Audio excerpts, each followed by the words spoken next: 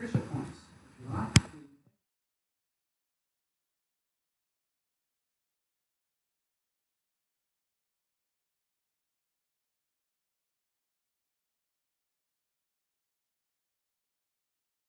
This evening, and I'd like to encourage you and invite you to take the opportunity to say kia ora and to kōrero, because they represent that future-focused contemporary workforce in the supply chain sector. So again, haere mai, haere mai, haere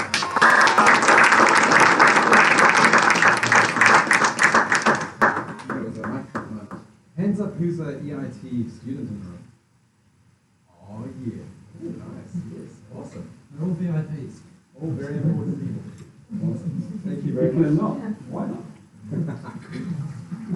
So tonight we're focusing on supply chain management, and it was fascinating the last talk that we had, and there's such an interesting perspective because it's this kind of hidden world to the consumer's reality. It's not something that you encounter every day, and so it's really fascinating to get that, and privileged to get that insight into the changes that are happening in that sort of background, back of office logistics system. So we've got four amazing speakers tonight. We'll have two up and then a break, and then we'll have another two. So our first two speakers, Dr. Peter Brown, Alan Hesketh, and then of course John McDermott, who's an amazing community leader, who's been building up I'm searching for John. There he is, yes. Who's been leading the charge with Internet of Things. And then Magali Hamil, we're very excited, will be remote conferencing in, all the way from Canada, in Montreal. Isn't that exciting? Awesome. So those are our four speakers tonight. Who's excited? Yeah.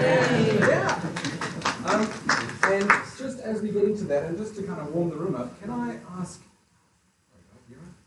All right. Can I ask you to turn to the person next to you and introduce yourself and tell them why you're here? I'm curious about why you're here. What brought you along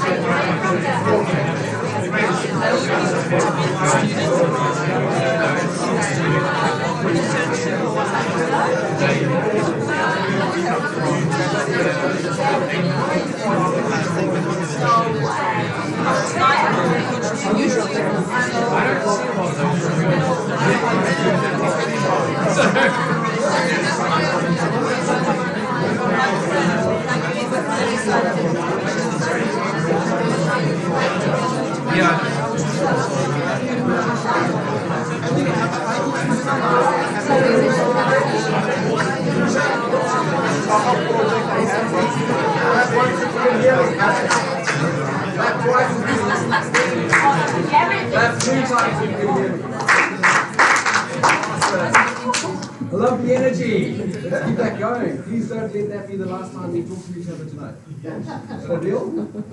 Awesome. So we're going to welcome our first speaker up, Dr. Peter Brown. Here he is. Handsome fella, right? There we go. Peter is the founder of IP Synergy in Auckland, it's an Auckland-based consultancy that works with New Zealand biotech companies to develop innovation strategies and protect their IP.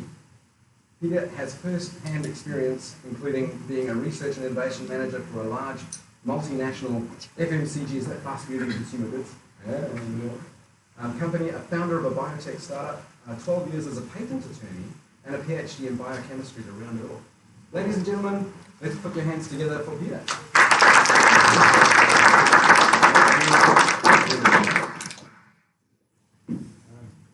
Hi everyone. Okay, so, whoops, I'll go back. So that's my title. Yeah, can we hack patent big data to transform the way we innovate? So I'll talk to you about a potential solution, but first I want to kind of drill back down to what is the potential problem first.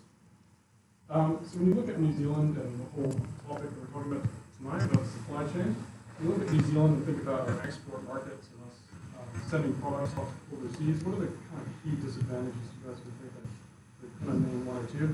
Getting from point A to point B. Yeah, it's a long distance, right? That's a big one. What about like just the physical size of New Zealand? We've only got a certain amount of land mass to actually grow things and produce things, right? So it's another big one. As well as obviously, I think manpower is another one. We've got a small population, right? So we're at a disadvantage, I think, to a lot of our competing companies offshore that are obviously targeting the same export markets.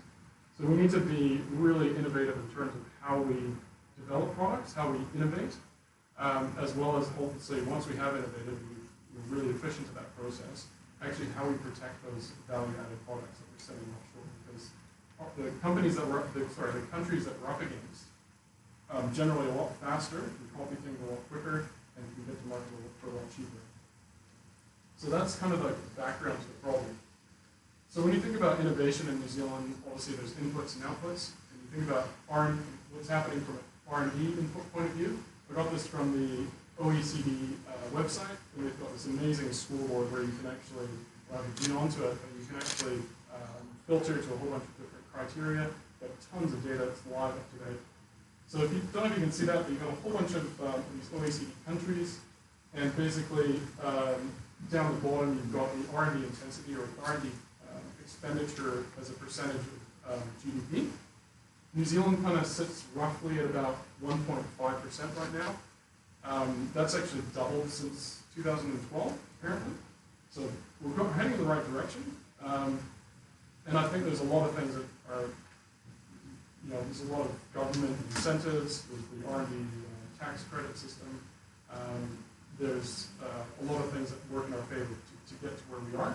And we actually want to get to about 2% in the next decade, I believe. So we're heading in the right direction, but we're kind of in that mediocre stage compared to some of the other countries, Netherlands, Switzerland, Sweden, these types of countries that we're up against.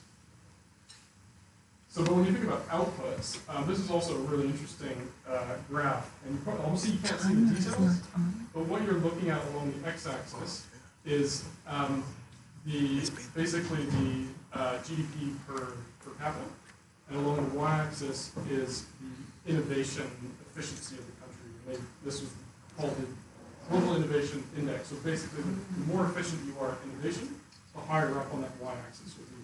So everything, all the countries that are in the blue are super efficient innovation countries. You see China there, US, Singapore, Switzerland, all those types of countries. Even Australia just makes it in. That line that you can see is basically the predicted expectation of how efficient you should be based on your GDP per capita. New Zealand sits right in the middle of that line, so we're kind of sitting right on par with where we should be. But we're not awesome, and that's a problem. We need to be up there in the blue countries. I won't talk about the rest, but there's the countries that are obviously doing worse than expected, and there's countries like India, for example, that have a lower GDP per capita, but actually doing better than expected based on where they are. New Zealand, unfortunately, is heading in the wrong direction. Our inputs, innovation inputs, over the last 3 years have been going down, and our innovation outputs, how efficient we are, is also going down, which is not great considering the amount of money we're putting into the innovation bucket, so to speak. And I think this really kind of brings it to life as well. So when you compare in here you can see the top 10 countries in blue. I don't know if you guys can make that out. The top 10 innovative countries globally are in blue, and New Zealand is in red. So we do really well from an innovation input point of view. You can see institutions, human capital and research, infrastructure, market sophistication.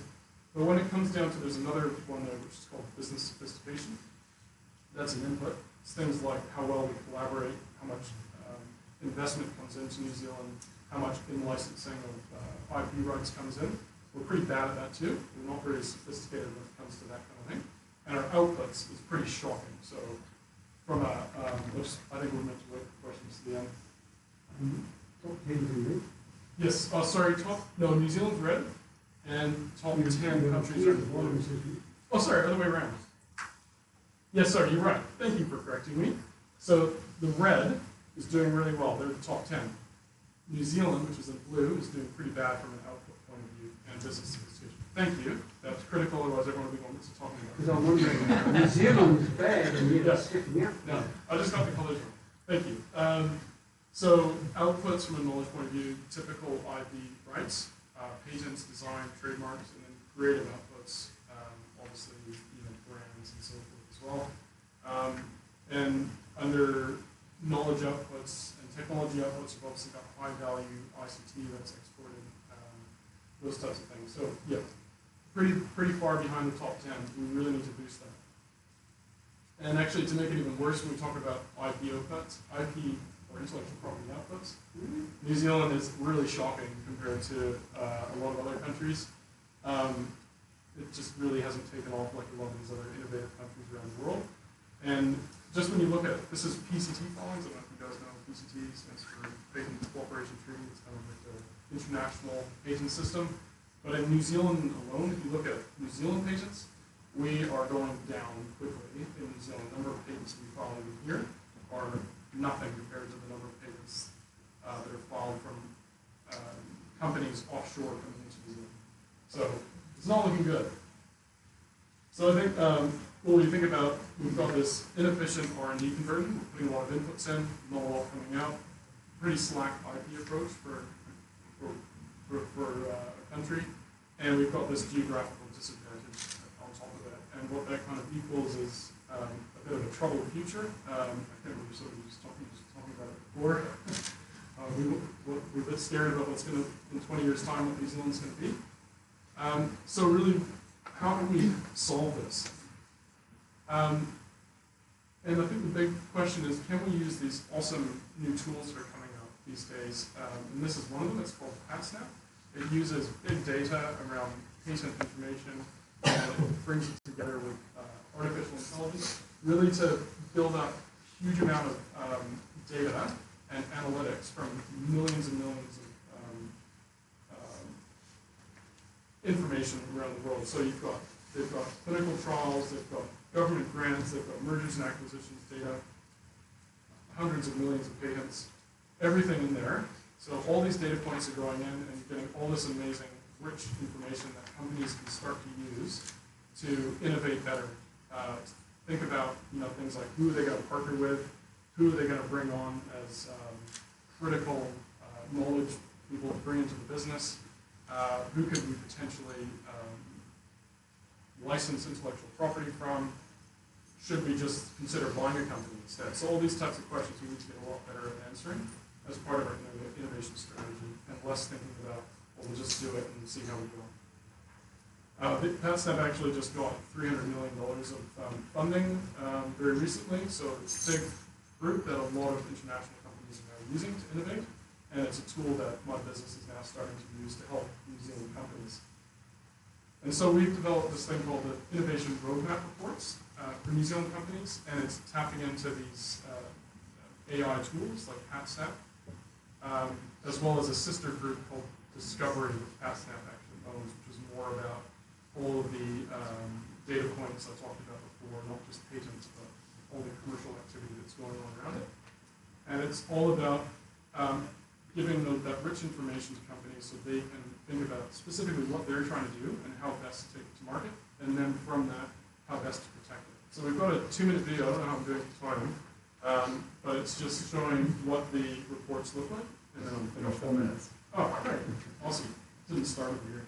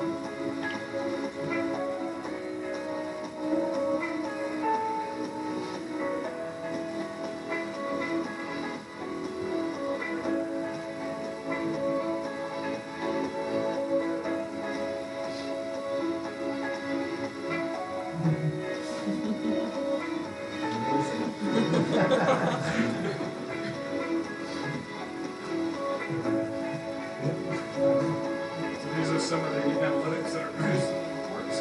Obviously, you can't read the text there, but it's just an example. That's great, thanks. So, I don't know if anyone's played the online tool called Doodly. We had great fun making this. Highly recommend it. But just a couple things on these. So, a lot of people say, well, I'm a startup company, I'm not sure I really need this, or we're a multinational company, how can we use this? So obviously it's to help them develop their innovation strategy, no matter how small or big. But just some of the examples I've seen some of my clients using these, so small startups use these to help influence investors that are looking to buy into the company. So they want to see that you've done your due diligence and you've thought about how you're going to actually commercialize this to protect your position on a global scale. From a big company point of view, often the biggest thing apart from actually developing a strategy, is influencing stakeholders in the business. It's hugely important. If you can't influence your stakeholders, you're going nowhere. So often the analytics that come out of here are really powerful, actually telling the story that you're trying about why you're actually doing something to get that important alignment internally. So yeah, that's it from me. I think I'll stop there, but thank you very much.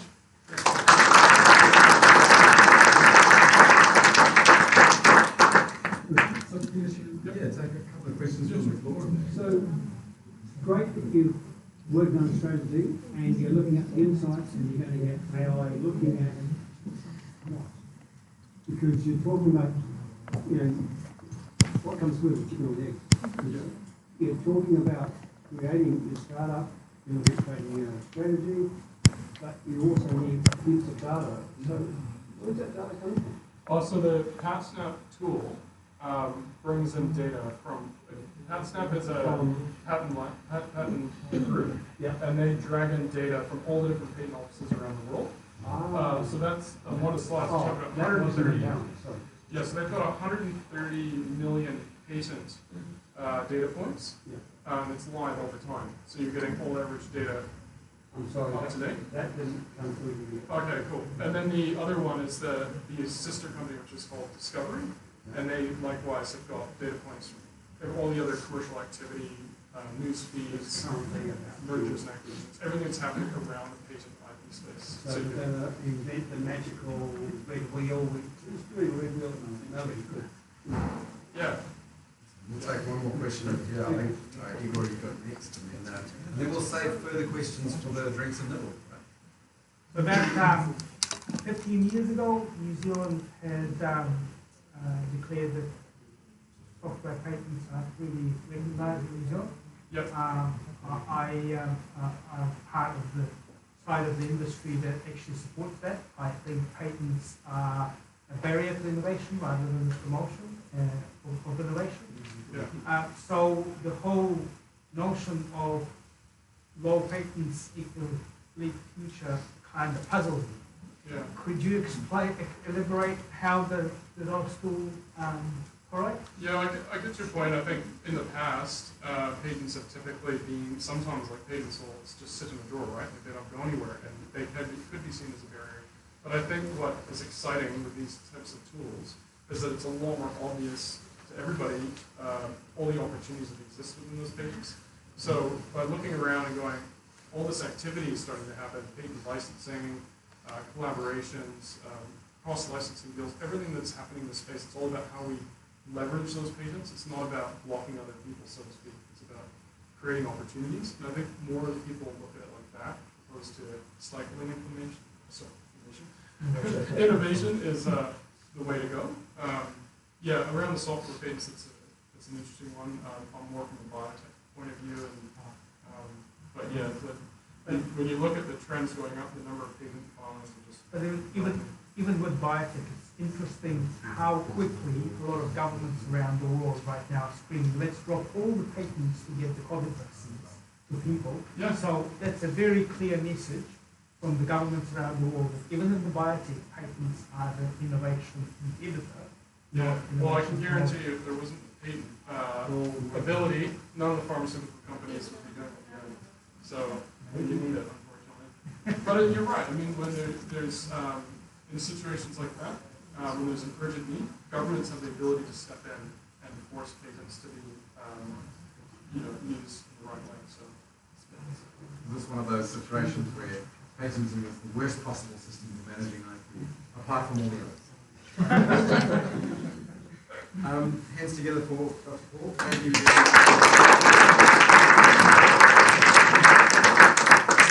And so, look, part of the rationale for events like this is that we have easy access to real practitioners, real thought leaders. So please encourage you to catch up with our speakers over the drinks breaks and whatnot. And what a great question. I think Alva too. Absolutely, sorry, buddy. You got to land it, buddy. Thanks for giving it a simple one. And kudos to Paul for fielding that really well. Oh, sorry, Peter. Peter or Paul? Peter. Your answer to Peter. Okay. Sorry, Rebecca. Just fire your MC, all right? Enforce that. All right, cool. So next up we've got Alan Hesketh. Alan is a seasoned business leader with a broad range of experience in delivering business value using digital and information technologies. He's busy grappling with some information technology right there now. He has worked in both public and private sectors in a range of different industries, both nationally and internationally. I've got to say, my first impression when I read that out to myself was, this guy's a spy. Hands together for Alan.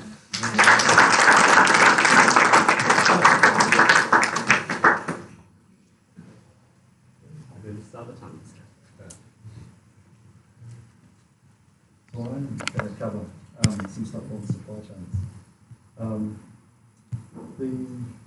And one of the interesting things, again, about supply chain is there's so much change going on at the moment.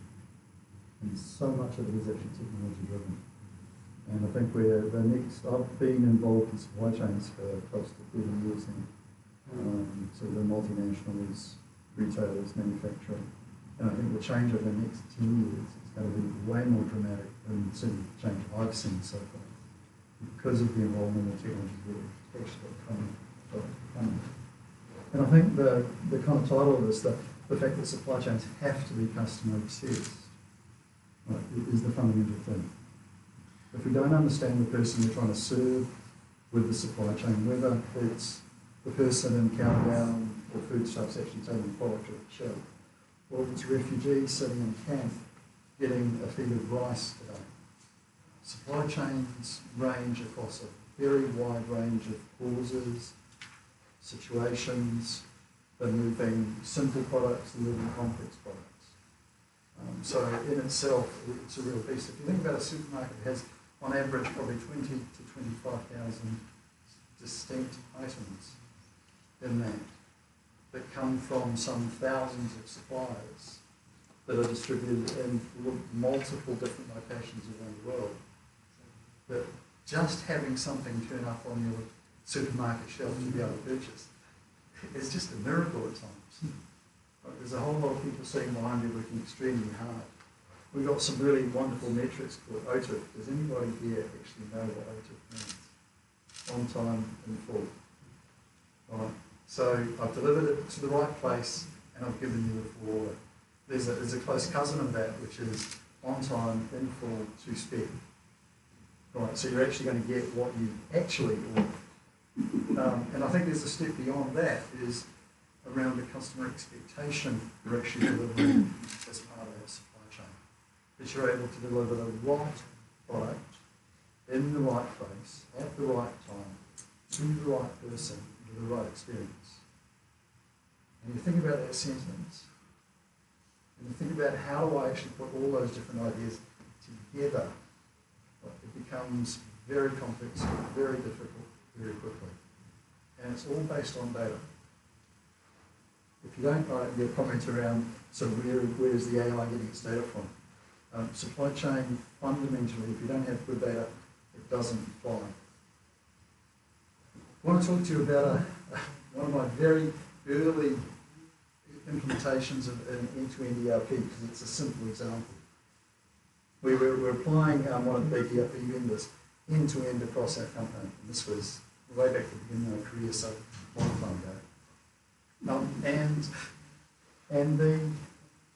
We were putting it in, complex, difficult change project.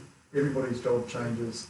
We put it in, and we had some problems, but thanks to a very heroic few, we started getting great data. And one of the things that it showed is what we shipped out of our factories was 12% more than what arrived in our distribution centres. And it was kind of like, huh? Where's this going? So we did some digging, got into the data, and it turned out that the delivery from our factory to our distribution centre was where that stock was disappearing. Our transport partner, right, was making an unscheduled stop on the way from the factory to our distribution centre and taking the top layer off the pallets. And then selling it, of course.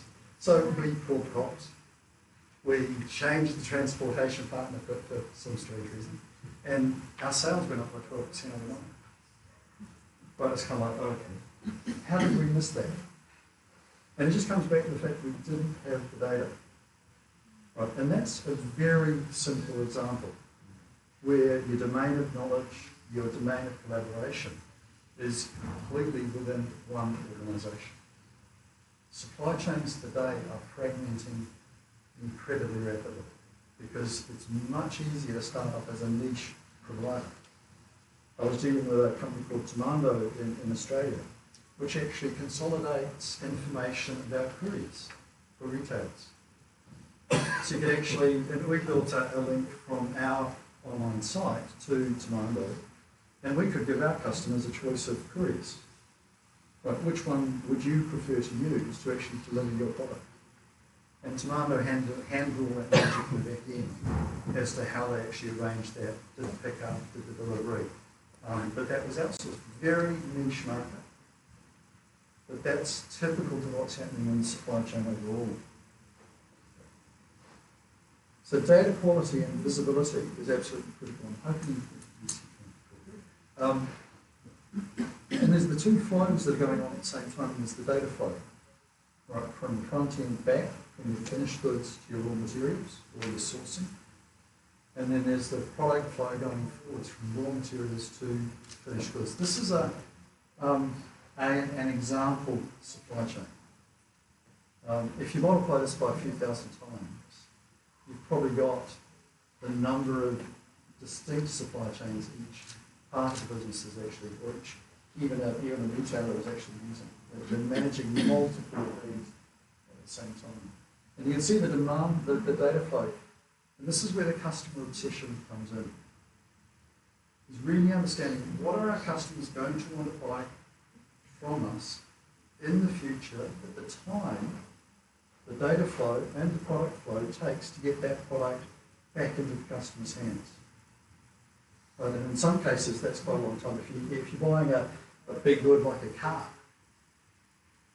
lead time on those is often, if you want something specific, is months. Right? By the time the order gets back, it gets fed into a factory, and then the product actually is manufactured, transported, delivered, you start using it, it's months. So the time frame is very high. But everything depends on the quality of data you're actually receiving. I think what's interesting at the moment is the impact that IoT is actually having on the quality and the timeliness of data that's actually available within the supply chain. As you're going through the product flow now, there's a lot more sensors and metrics being collected using IoT. Some products, ice cream is a classic example, very temperature sensitive.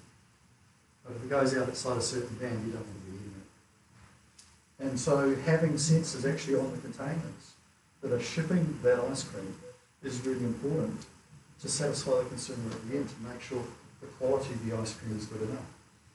Traditionally, when you're shipping ice cream, you find out that it's bad here. Right, so your retailer is unpacking and discovers this is not usable because it's all melted and we just got to throw it away. And so they end up without a product on the shelves. IoT starts to identify these exceptions much, much earlier. And in fact, in some cases, in a lot of cases, it actually identifies the temperatures going out of bounds much, much earlier. So they'll be able to identify the container that's in and actually take action to make sure that product doesn't get ruined. And allows it to feed through to the consumer so that the customer actually gets that great product that they're actually looking for.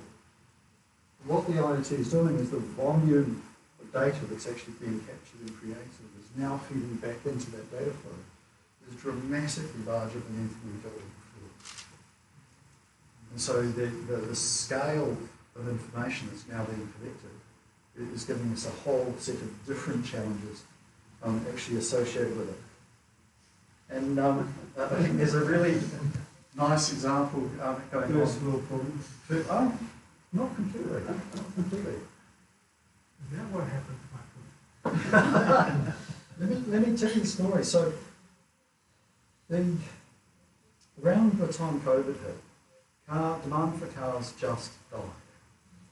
The car manufacturers, like a lot of other companies, actually downsized their workforces, shutter factories. There was a massive drop in demand. But at the same time, there was a rapid increase in demand for other devices that actually consumed semiconductors. So computers, webcams, communications devices, all those things that we actually needed to enable remote working, that people started to put into their homes so they could actually communicate more effectively. So semiconductor demand went up dramatically again. What's happening now is the demand for cars is coming back quite quickly. There are not enough semiconductors available to satisfy the demand for cars that's now happening. So there are a significant number of big car manufacturers who are not able to meet demand because of these little bitty big devices. And add on top of that all these, so earthquake in Japan recently, 7.1, there was a semiconductor factory that's been unable to operate for a number of months.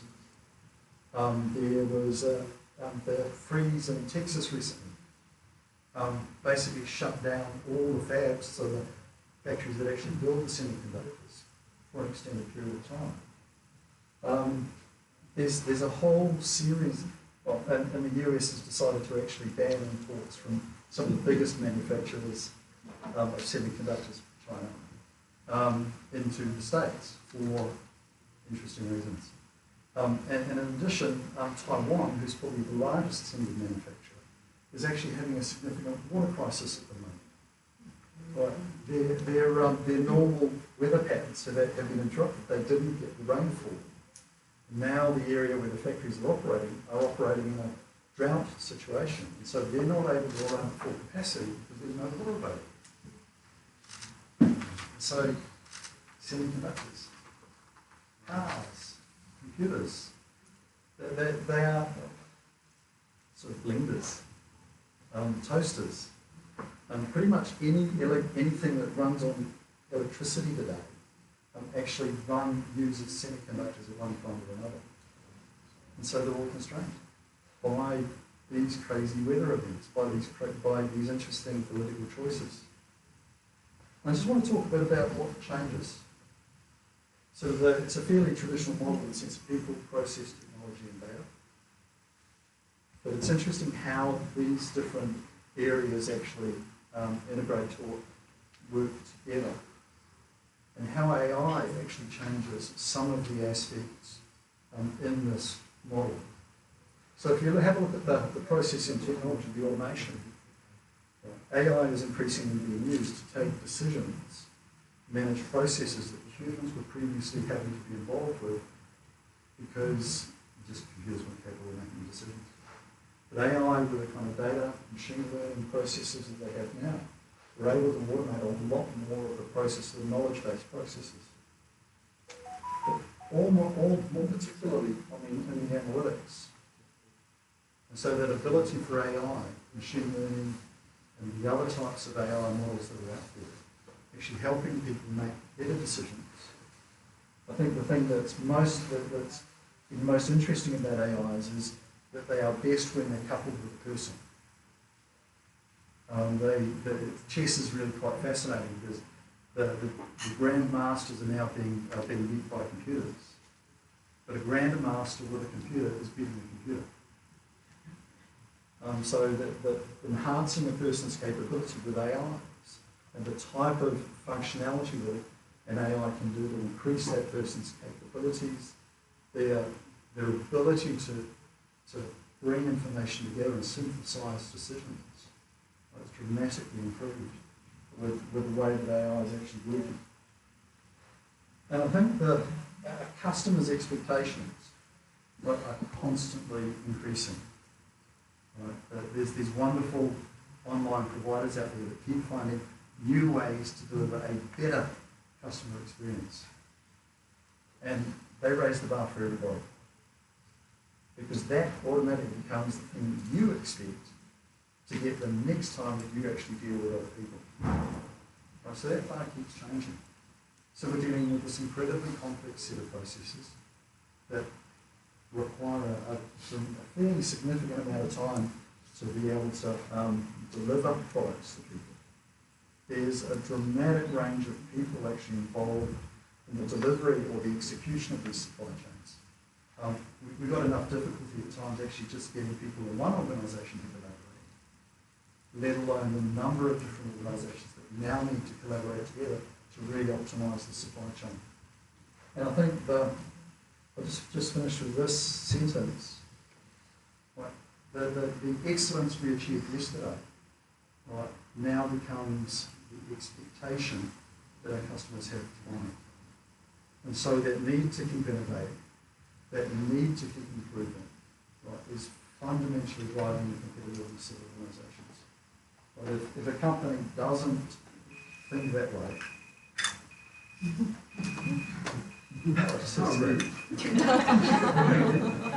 I'm very close. I thought it was going to be quiet. Yeah. To get that semiconductor under control. Yeah. That's it. Oh, yeah. So, customer experience, right. But again, it comes back to that. Supply chains fundamentally have to deliver that customer experience. And again, yesterday's excellence is tomorrow's expectation. Thank you for your time.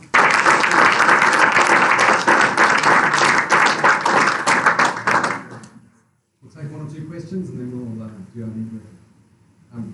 Was it? No, don't need them. Was it? I'm sure wasn't Agnes or? No, only weakness. Alan, it's not a question, but something came to my head when you talking about the data and availability of products. I've noticed that a lot of times nowadays you go shopping, you buy your second choice. Yeah. And I wonder if in the future people analyze this time period and make judgments on okay, people, this product is popular or this sale has gone up. And they don't take into account that it's actually not because that was the preferred choice, because it was available. A lot of, and this is where AI starts to get interesting, because, I mean, forecasting in a retail business is incredibly complex. Because there's also all sorts of factors that influence demand. And some of the maths sitting behind those forecasting units is pretty impressive. But it's based on assumptions. Yeah. So what's the weather going to be if you're buying ice cream? Use that as an example. If you're buying ice cream, what's the temperature going to be tomorrow or next week? So, because that's obviously the determinant of how much people buy. But most retailers are really aware of substitution. And the interesting thing is often the product you might want to buy is not the most profitable for the retailer. So it might not be on the shelf just because it's actually sold out. It might be because the retailer is actually deciding to restrict their range, so they're dealing with a fewer number of SKUs. So they put those there that are popular with customers, but also give them great margin or generate foot traffic, or actually improve the performance of the store in some way that they're actually looking for.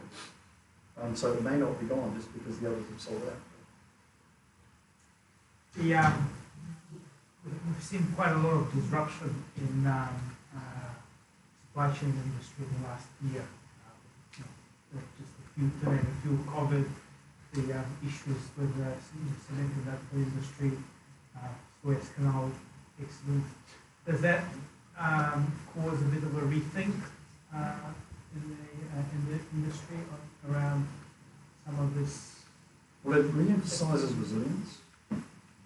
It's all, I mean, resilience has always been an issue in supply chains, but for a long time it's been driven, the supply chains almost, there's been a race to the bottom in terms of where the cheapest place to actually manufacture this thing.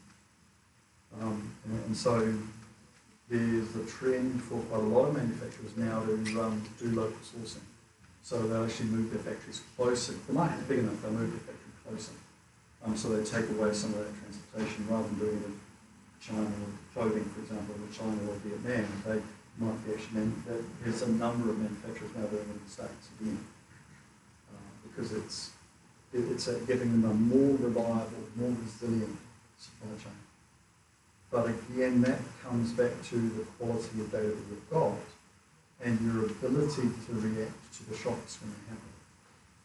And so that kind of data, product loops, again, being able to track exactly what product is where and being able to use, say, technologies. There's so many other technologies coming in, but digital twins is I think like the one's going to feature heavily in supply chains, the ability to simulate your supply chain in real time.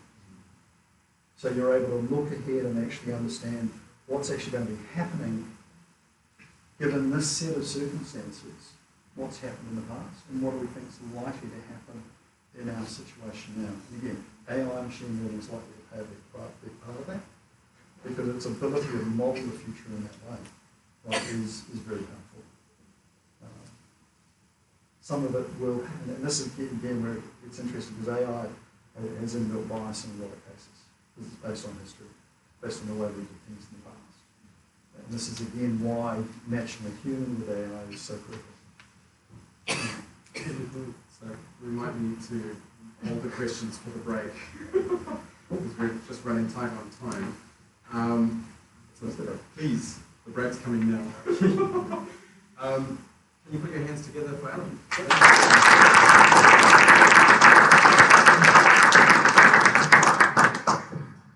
Are we having a good time? Yeah. Hell yeah.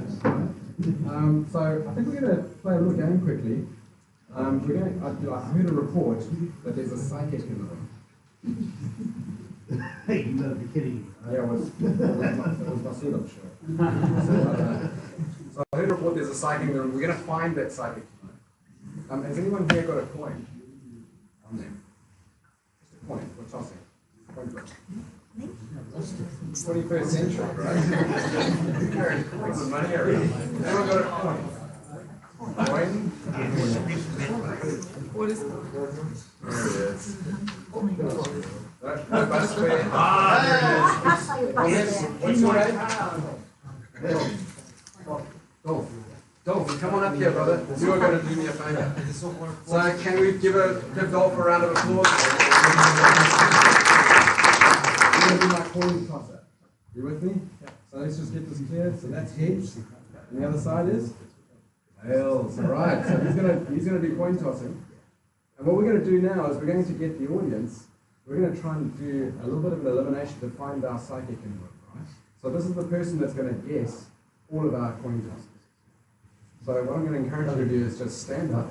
Yeah. All right. So this side we're going to call heads, and this side we're going to call tails. And when he calls it, whichever one it lands on, you're going to sit down. Go. You call it. You call it. I'm not going to call it. I'll contaminate the results. So what's heads or tails? Wouldn't it be better like right hand heads, left hand tails, and if it's tails, the those with left hand sit down? No. That's right. Call it. Heads. Heads. Heads. Sit down, heads. On the right. All of us. Far too complicated. You guys tails are heads. So I'm trying to trick our psychic. This is good. All right. So we're going to cut straight down the middle over here. So just give me just a little parting. Nice. So your heads and your tails. So whichever one he calls, you're going to sit down. Heads, heads, tails. Call it, my man. Give it to us, Dolph. Tails, sit down. Thank you. Nice. We're going to cut this one right down to this row here. So Anastasia, everyone behind you is, so this is heads, that's tails. Heads, tails. Right. So, yes, you are. Tails, sit down. Ooh, our psychics. We're narrowing it down. Can you feel it? Can you feel the psychic energy? All right, so we'll cut it down. This is 7. All right, so we'll cut it down right between Ben and these guys here. So just give me a fine little parting. So we'll go heads and we'll go tails. Call it. Tails. Oh dang. Oh dang. Okay, so we're going to go. I can't do any other way, but we'll go this way. Yeah. So your heads and your tails.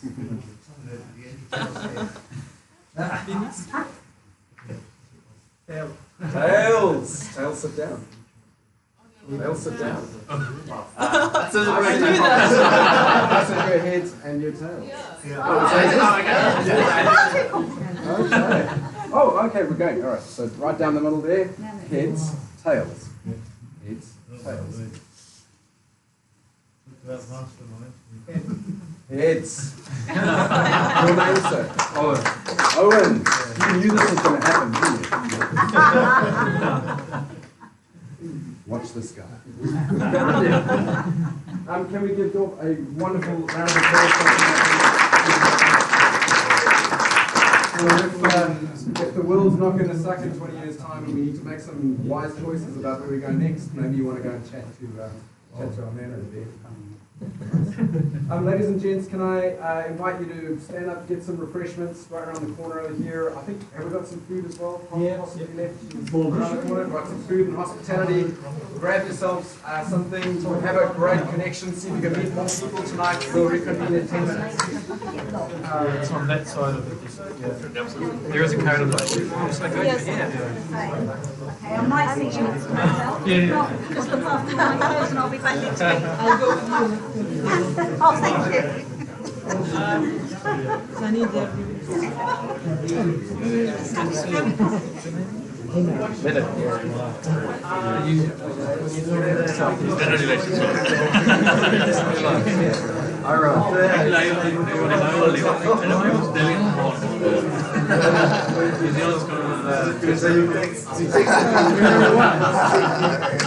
What should I do?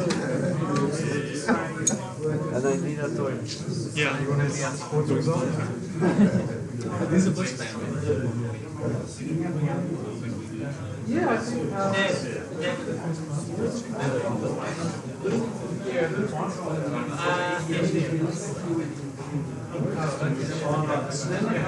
So when you look at what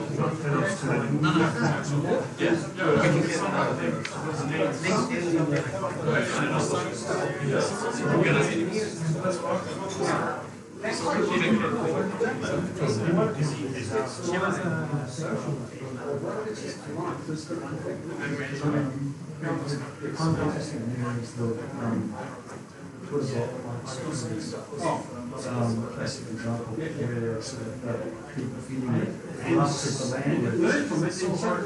suddenly it's either be abusive and suddenly the thing was responding back abusively. And like, that's where, oh, and so yeah, we made a mistake. Shut down your people. yeah, it is. And so I think this is a big problem. They are understanding and so For example, if you have a blue ball, you pick out which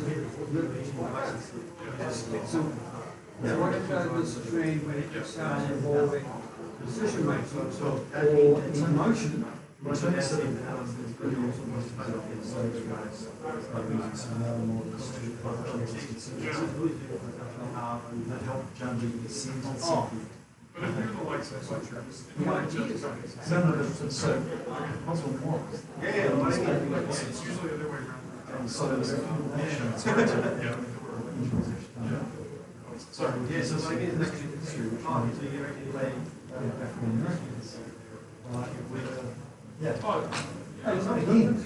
And again, see, where that leads it to fail is because there's no other causes, like, for example, that person is totally poor, they only earn 10K a year, this person is 10K a year, somehow he gets on. It's got to start somewhere. So This is again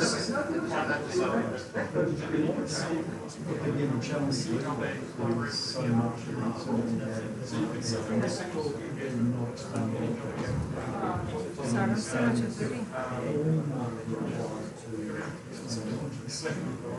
Olha, viu, né?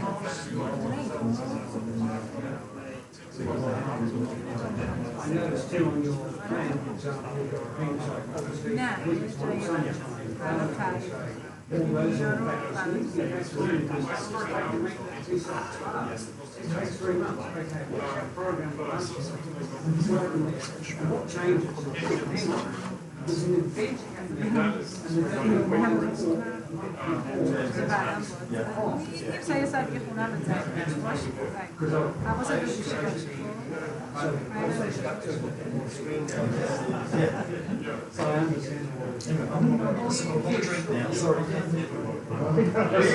Patiently sitting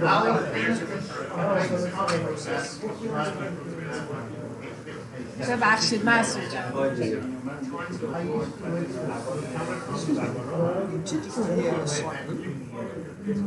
Looks awesome.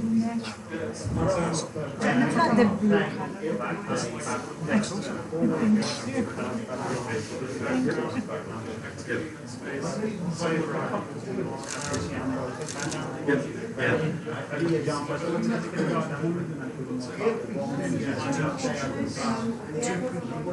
Of course, they would be CEOs if they didn't.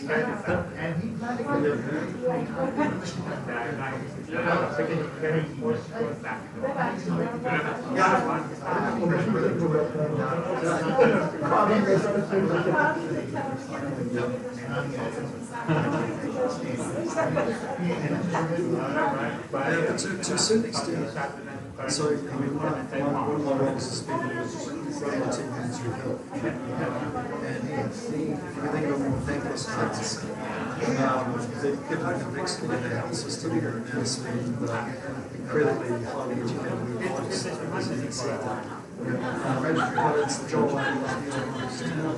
Because I make a difference to people's lives in a really very, very sense. And small ways, yes, but so you have a chance to habits and drinks about 1% and so as you deliver the 1% every day, you think about it over a year. how much improvement you actually achieve. So it's again that challenge. How do I get 1% every day? Where's that next improvement there? And again, that's why it's really when it comes to obsession, or that a person receiving an obsession about that person. So there's the first thing. The other is making a contribution. So I mean that's what I get from it is pick out is yes, it's really hard.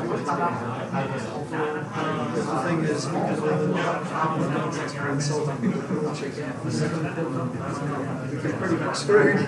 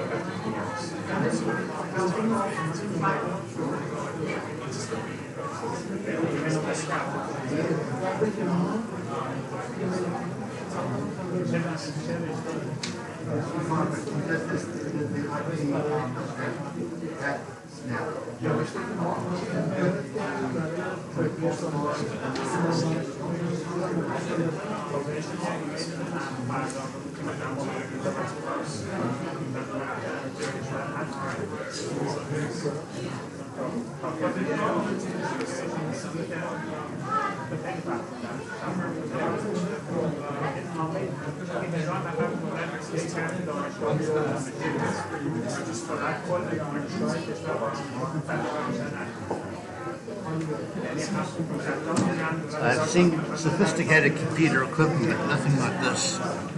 This isn't, it's not too complicated. No, it doesn't. Can I take a picture of this? Yeah, go for it. It's really impressive. It's a mess, mate. Big mess. It's alright, nice. So are we live streaming at the moment? Oh, really? So what's the audience saying? Can you make comments as an audience? Yep. Alright. Someone else in the staff is handling the comment section, but yeah, they can. And so can you save this and then put it up on like LinkedIn and play it back? Because one thing is I was keen to attend the previous TechTalk, but family development stopped it literally at the last minute. And I thought to myself, maybe I should just message the student and say, can you record these events? Because I think they've got a lot of, I'm getting a lot of value already out of it now.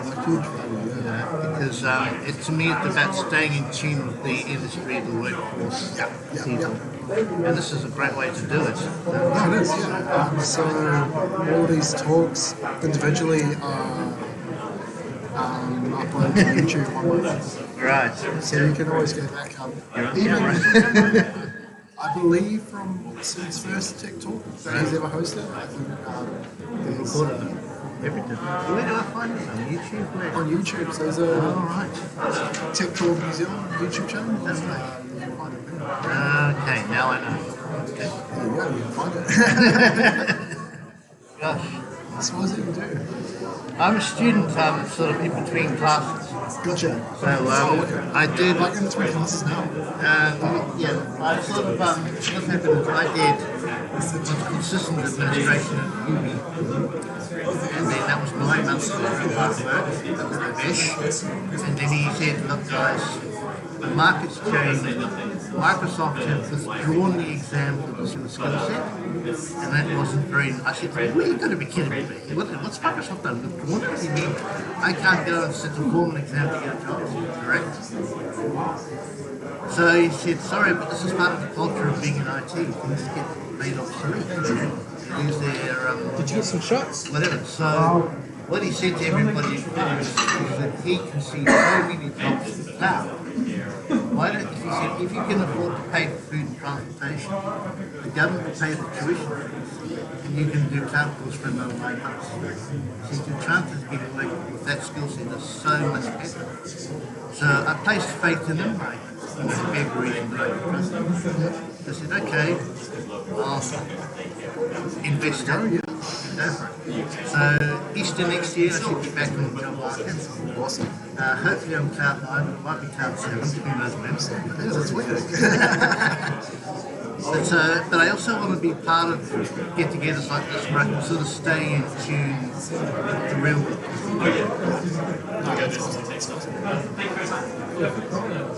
So back at it, Easter Yeah, next okay, year. off we go.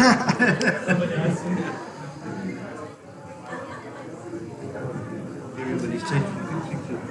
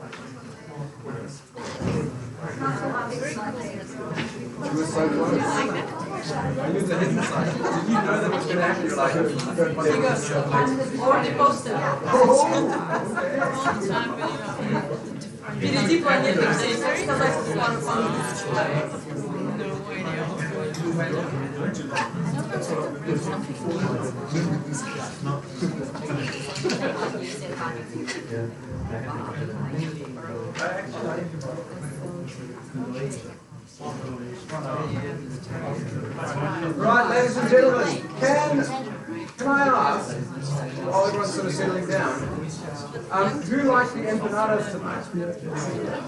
I mean, weren't they amazing? You know, it's like an Argentinian cuisine, right? So, have we got an Arturo in the house? No, he's not actually here? All right, well, I think we need to give him a massive round of applause because Arturo is the force behind the empanadas tonight.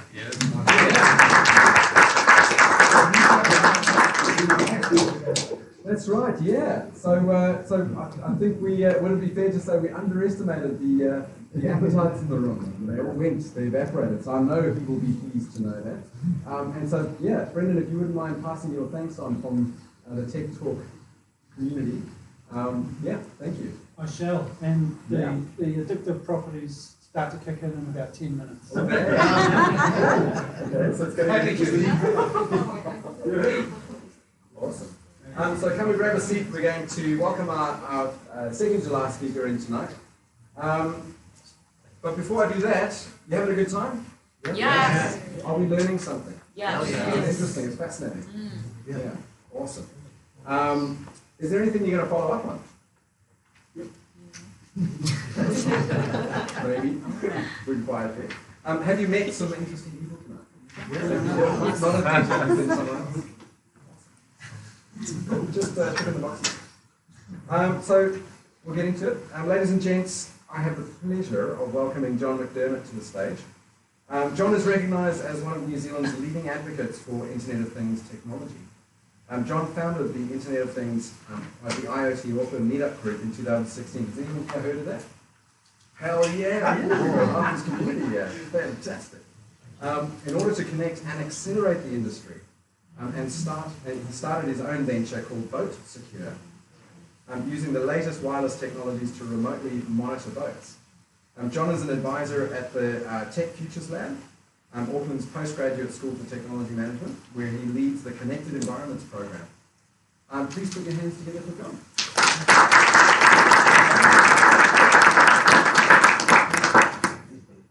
Thanks, everyone. I didn't realise I already knew so many people in the room. And don't forget, I've got a meetup next Wednesday evening. So if you're not registered yet, please have a look. So I was a bit worried about this presentation because I should have been last, because this could easily go on to like 2 o'clock in the morning. But I'll try and keep to the schedule. Now you notice I've got an IoT demo running, and I'll explain what this is when I get to the end. Keep an eye on that. So, where are we at? Get my clicker. So I've got a little demo, little video to get going for just to kind of set a scene, show what's going on with technology. So we can just show this for a moment.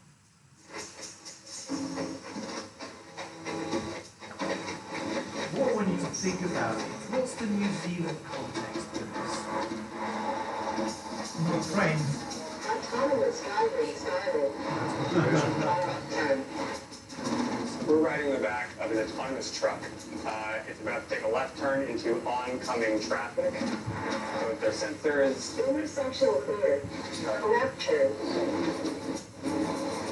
It's accelerating on its own, it's braking on its own, it's steering on its own.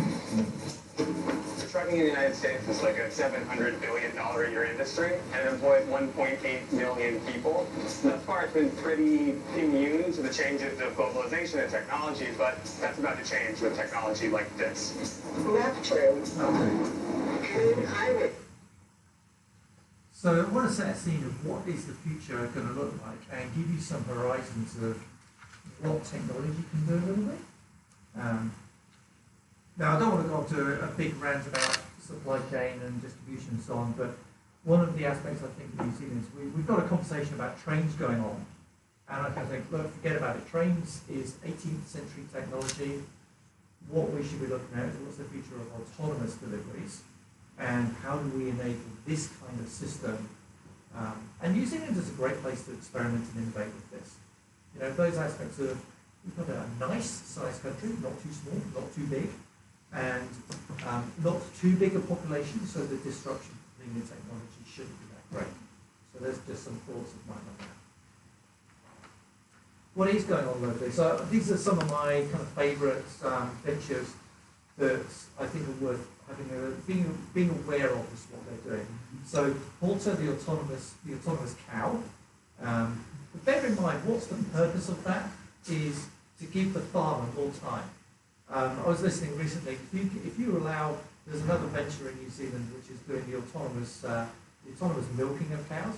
So if you give the cow the choice of when does it want to get milked, the cow, and let's bear in mind it's a she, would prefer to get milked from 9 o'clock in the morning, 7 times a day. Being made to get up at 4 or 5 o'clock in the morning to be milked and then again in the evening doesn't suit their lifestyles. So there are systems around where you can give the choice to the cows to when it's going to get milked, and they have a better lifestyle and better productivity when you give them that choice. Who's seen the Omeo vehicle? Who's ridden on it? So, do you know where they're based? Takaranga.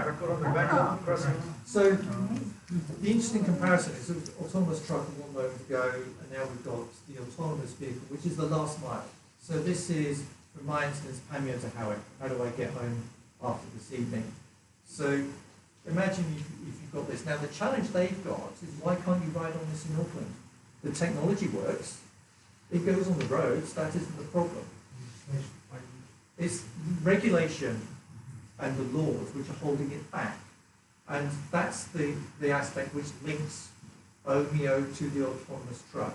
It's the legislation and the infrastructure that's around for them to be able to work on. And that's why I make the comparison with trains. If we got a conversation about let's double track the train line from Auckland to Hamilton so that more people can commute to Hamilton to Auckland. Hey, how about we rip the entire train track up and turn it into an autonomous roadway for trucks and autonomous vehicles to work on? And imagine what the impact of that would be. So that instead of having we can only afford to do one train an hour, you can get on a shuttle like this or your Tesla car and it will drive you to Auckland when you want. Or if you wanted to do your distribution delivery, instead of having to pay a truck driver $100,000 a year to drive a truck, and say, hey, the truck can drive itself because it's only going north from Hamilton. That's a thought. Levno is another farming application, and in this instance they're monitoring the milk bat's temperature. Interesting story that came from that was Fonterra can use that data to schedule better when it's doing milk deliveries or milk collections rather, and it can take vehicles off the road because it can schedule when it's doing the collections far more efficiently. The robots are everywhere. You might have seen, this is New Zealand again. So the Rocos is another New Zealand venture playing around with Boston Dynamics. Boston Dynamics has just been bought by Hyundai. I believe. And then we've got Robotics Plus doing vineyard and horticultural management. And there's the thing that's like robots for everything. This is an interesting one I just picked out, which is what we call a cobot for lifting.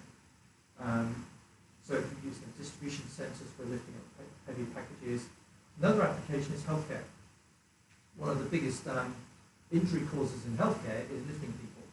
Well, you can use a little robot to help you lift and move people around. You're not taking away someone's job there, you're helping them do their job better. We'll move on. So, another little video. So we've got these horizons of how do we distribute across the country.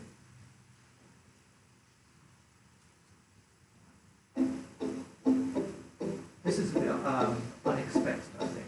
The box gives you full control over your deliveries like never before, at no additional costs. The box is much more than simple packaging. It has many revolutionary features to introduce you to a new way of receiving your online shopping orders. 1 billion cardboard boxes are produced each year. That means incredible damage to our environment. The box solves almost 100% of all packet delivery problems. The box improves every single step in the logistics chain by sending packets worldwide at a fraction of the cost. The box is reusable up to 1,000 times. If you want to send or return things with the box, just choose the contact's address in the app and push the send button. Set your own parameters with every delivery and be assured that you will know everything that is happening to your shipment. Just pause that. So the interesting thing about that is they're taking, when you're making a delivery, the item here has got a smart e-ink display on it so that you can program the box with the scanning barcode information, the delivery information, where it's going to, without having to write a print and label. It's got a GPS tracker connected over cellular, so you always know where it is. The person who's got an app on their phone, they can scan this themselves so that you can say, well, where is it? They can then fold it back up into a flat pack to send it back to be reused, or they can put something else in it to send it back. So there's a real interesting innovation which is potentially going to radically change how does distribution work for that last mile when you order something, from, maybe not trade me, but it could be something like a warehouse or online shopping. So there's another horizon of kind of like more local, more the last mile distribution. but could change the way the industry works. Yeah, thank you. I might come back to that one because it's interesting what's going on there. What's my next slide I put in? So I put this in just to kind of like re-emphasize this thing about autonomy. So this is kind of like where it started. So within the mine, instead of paying someone to drive up and down the mine all day long, there's no one else in the mine, so the truck can drive itself. And it comments on that infrastructure issue, because when you get the autonomous truck, at present it's got on the same road that the rest of us are using, potentially cope with cyclists, pedestrians, your mother driving a car, you know, my father driving a car, who's 80 years old, and he insists on driving not less than 80 miles an hour. So the infrastructure around roadways is actually really, really hard. Well, what if we had a roadway that these were the only vehicles on? One of my examples I use around this is logging trucks.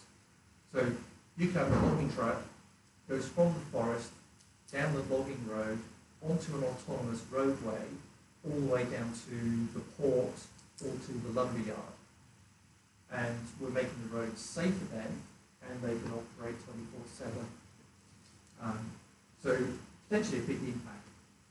I was just thinking on the way in this afternoon, within Auckland there's almost every election cycle they talk about the east-west link across the Mount Wellington Highway.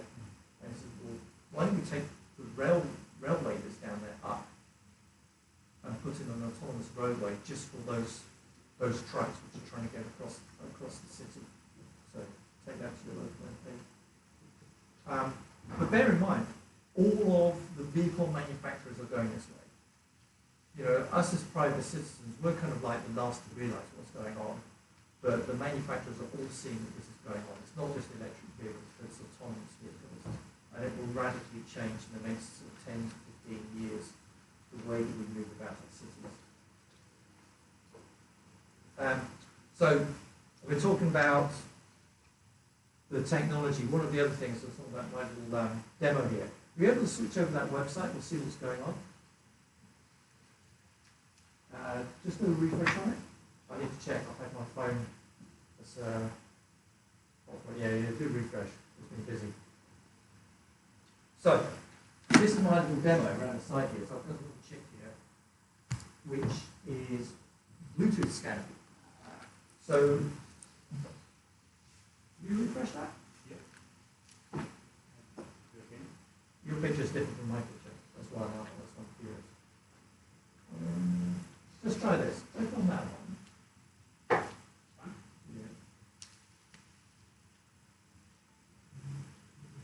And then click on that one. See if it comes out works.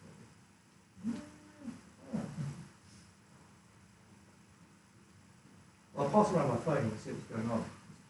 Yeah. So that's been counting how many Bluetooth devices are in the room. So what this tells us, if you've got one piece of data, almost every one of us is producing this piece of data about, I've got a Bluetooth device which has got Bluetooth on it. So I can collect that information. That can tell me how many people are in the room, how many people came into the room, how many people left the room, how many people came into the room together. So imagine that's not about people, but about things, and in the distribution chain. So a $5, yeah, there we go, the data's coming in. They missed a piece of data there. I'm not quite sure my phone's got a completely different picture on it. I know. No. Click that. There. Excellent. Now, we're very excited to have an amazing guest. Actually, do you know that it's 4 o'clock in the morning in Montreal? Good morning. So I have... Good evening. Yeah, so I have the great pleasure to welcome Magali Amil. So Dr. Magali Amil, seasoned executive manager in logistics and transportation. Magali is passionate about the issues related to logistics chain performance and strategic development in transport. She developed expertise recognized by industry professionals, and she is especially keen on multimodal freight transport. These are great acronyms.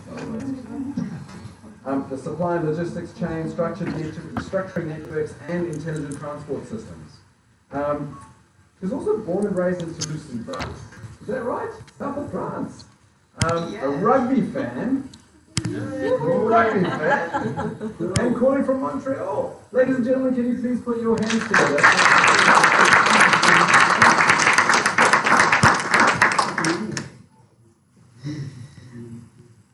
So, thank you very much. It's a pleasure to be with you. So I have her back in the song. Hello? It's okay? Yeah. Okay. Sorry.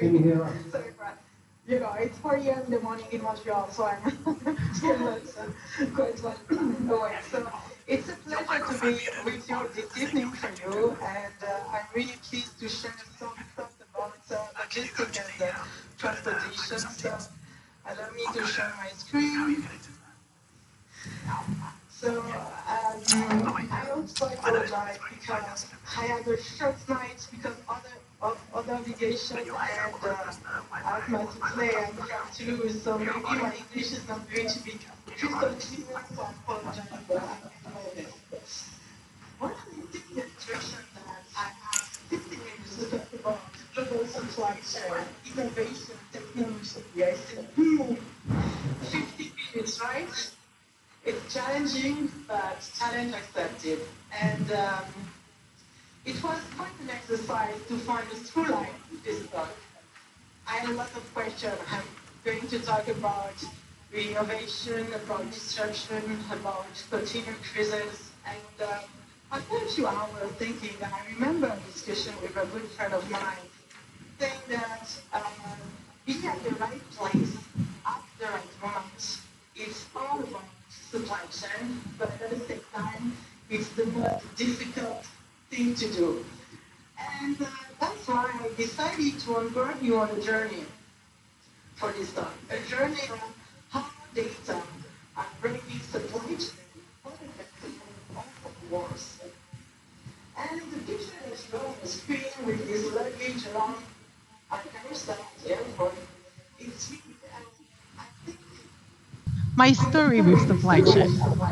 I was, I think, 8 to 9 years old, and with my parents, we decided to go to Paris for a weekend. So we take the plane in Toulouse, flight direct to Paris. And when we arrived in Paris, when we left the aircraft, they say that our luggage will be at carousel number 4. Well, I don't remember if it's carousel number 4, but for example. And so all the passengers for the flight go to the carousel number 4, waiting for the luggage. And on the screen, we have flight to Toulouse, before, and that's the carousel for your luggage. And we waited, but some luggage to the carousel, but no one for the passenger of Toulouse. And you know, when you're 8 years old, your patience is really short. And after a few minutes, I looked around and see the luggage on the other carousel. And I say to my parents, I think our luggage are in the other carousel. But they say, no, look at the screen. You have the information and the carousel where our luggage are going to be. And, you know, I decided to go to the carousel. Luggage because before and he put stickers with danger on his luggage, you know, was at the time in the year. And I said, oh, it's your luggage. And you know, people from the factory was looking at me, it's like, we have the wrong information. And it's all about supply chain. Supply chain is information, is data sharing, and it's the quality of the data that you want to share, of course, but also the way that you measure the data. And when I prepared for the talk, I actually went in classes at university on logistics, transportation, and planning. And when I empire of Alexander the Great on the top left, and the empire of Julius Caesar. Going to say, like, it's not technology or innovation, of course, but at that time, can you imagine? We have something like this. We have some information. We have more technology that we have today. The really strong and resilient supply chain. How?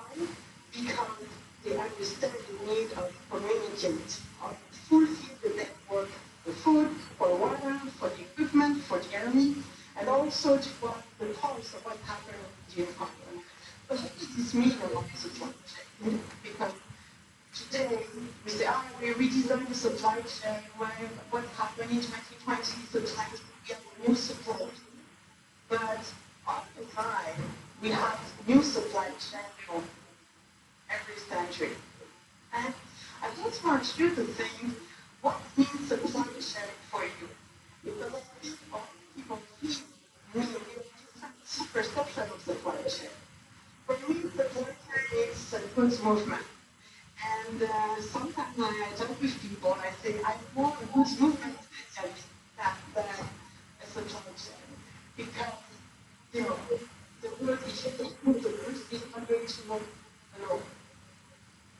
And other thing about supply chain is that for people outside the industry, they say, it's A to B. It's like, for example, my GPS, I put everything well and get the road is done.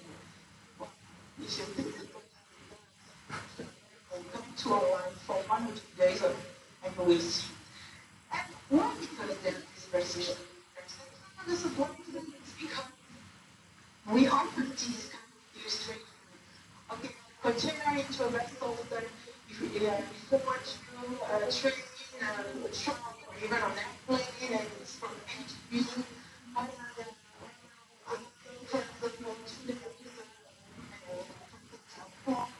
Yeah, that's right.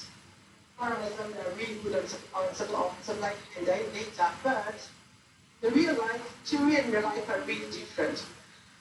And also for the stakeholders, it's really different. Because theory of be like this one, and yes, you have the stakeholders to move your goods around the supply chain. But real life, it's more than that. It's really different right now. So I work with the company, and she has the top of the art of technology. RFID, IoT, real time, you can control the distance, it's really amazing. But this company also works with a trucking company in Montreal that is still with. And it's really good. It's really good with its paper. But you have a gap into technology. Not that also for information. That's what this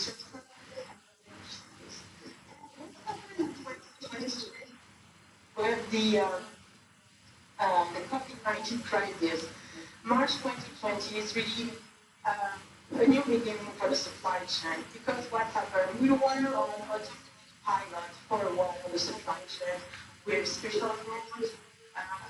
The information data that we send is quite good. Yeah, we have some process and we can work with that. But the lessons that we learned from 2020 is maybe we use the wrong data.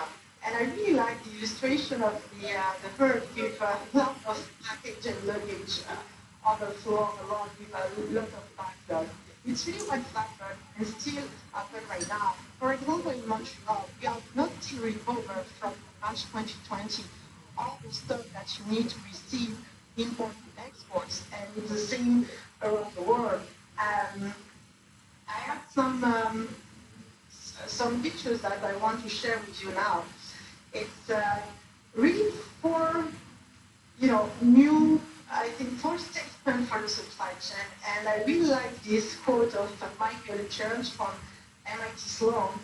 COVID-19's impact revealed that supply chain business continuity plans were both the wrong data and the data wrong. And it's really what's happened. Can you imagine in port of Los Angeles, Long Beach, the US, in January, we had a backlog of 123 vessels, and Port of the Bay. 123 vessels anchored. It's insane for the supply chain. You can imagine the disruption that on supply chain, on production, and even if we knew that Port of Los Angeles Long Beach was stuck, was underwater, you still have vessels coming to Los Angeles. And I talk with people over there, they say, well, because the information that we have says that we can handle this volume. It's crazy. And when I talk with the people, they say, well, it's because we have data. There are more financial and accounting data than on operational data. So it's really, for me, that I say, okay, well, we really have to work on that. To solve, we have to work all together to work on some analyzed data for operational supply chain. And why? Why we have to do that? It's because right now we work with new products, new tools, new skills, all in automation, IT, and deep learning, you know, that's the kind of technology and information that we develop. And for example, right now in Montreal, with our team at TGI, work on a project on how to apply on this action for tracking. So it's really changed the tracking industry. We also work on IoT with some vessels to go to the autonomous vessels on the river. We work with space, with satellites, to control the skies in the north of the Arctic, for example. So that's all the information that we want to send to the supply chain. But the first question is the quality of the data. Do I measure the right data that I need to support the supply chain? And it's a important thing because we have the most tools, skills to support the supply chain, but it's just one part of it. It's not a data for the world supply chain. And that's, for me, it's really new. Because that's a reflection that we have to have. I work in operation, I work with company, and we look at the purpose of the supply chain. We say, oh, I need to develop KPI to be the best one on my, I want to have the best KPI to share with my partners. Again, the best KPI for you, your partner. But is your KPI good for the world supply chain? Is the right information needed to ensure the switch report and the resilience of the network? That's another question. And I have a quote with really interesting. Of course, it's Aristotle, so it's back to the Greek, but the world is greater than the sum of its parts. And I think it's something really, we can apply that to the supply chain. Because right now we have different stakeholders working with different systems, working with different institutions, and sometimes, yes, often, we have one of them say, oh, I have the best system in the world, I have the best KPI, the best technology, so you have to use my KPI to develop yours. But the question is, does your KPI is important and interesting for you? And is good for the supply chain. So it's all reflection about how we are going to build a new supply chain, because it's really now we are at the time that we need to get an external supply chain, but we have to have the correct amount of data to ensure that the technology, the operation, and the goal of the supply chain are aligned. And I think to conclude my talk today, I want to come back to this luggage at the airport, because I think it's where I am today on my reflection and the project that I have idea. And it's, yeah, I think I'm still at the airport looking at one carousel of the technology, not the technology, but the other carousel. And I want to conclude with another quote from one Buffett, who is we know across the world, and it's really active on transportation and logistics. It's better to be approximately right than precisely wrong. So that's I think it's really affecting to the supply chain. That's all from me. Thank you very much for your patience with my accent. If you want to please connect with me on LinkedIn and to pursue the conversation, it will be a pleasure for me. Thank you very much.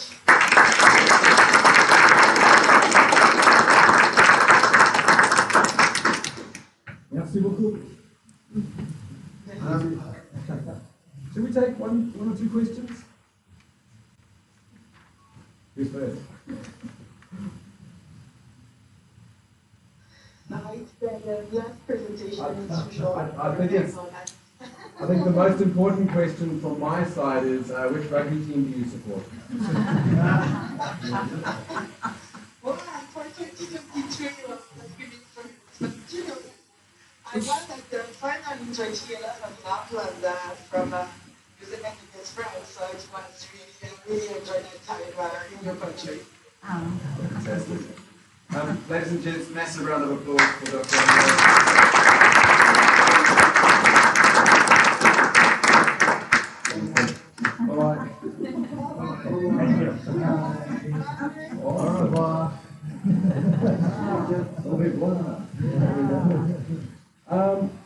That's it. That's 4 speakers down. It's done really well. Thank you very much, team. We're going to go into wrap-up mode now. I wondered if while we're getting that kind of final slider, would you like to take, we'll have a quick chat with the person next to you and share with them what you're taking away from tonight's event? Like, is there something interesting? Is there an insight? Is there something that sort of caught your head and got you really, really thinking? What are you leaving tonight's talk with? So find someone around you, preferably that you haven't met yet or talked to, and have a quick cordial.